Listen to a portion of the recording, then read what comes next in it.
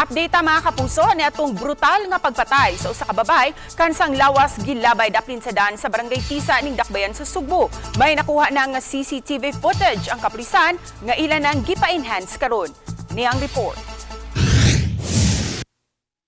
Naglaom ang kapulisan nga makatabang sa ilang pakisusi sa nahitabo kang Rhea May Tokmo ang nakuha nga CCTV footage.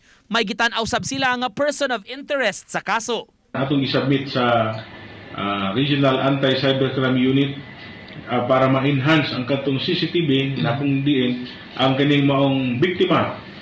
Nakita siya nga ning sakay sa motorcycle nga yellow. So habal-habal posible. So mo na siya ang atong makonsider no na persons of interest katong driver. May lead na nga gisubay ang PNP apan nagdumili pa si Dalugdog sa pagdetalye kabahin niini. Matod sa City Director, dili mabuhat sa usa ka tawo lang ang krimen.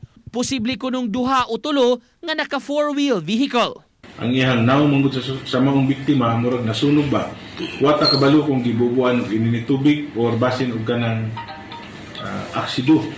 Kay kuan man nga nalata ang iyang naong pati ang iyang kining wrist dito sa iyang kamot. Abi sa investigador og kanang hematoma or kanang tattoo. Dili di ay kuan dito siya kanang hematoma dito siya. Unya nangalaksi ang uban kay murag something na kanang naigibubo sa iyang lawas.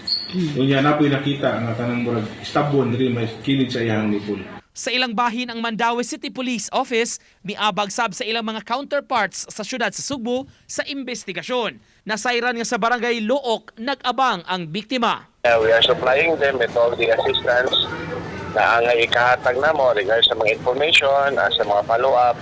May kuha na to, sir. Uban ni Godfrey Relien, Nico Sereno,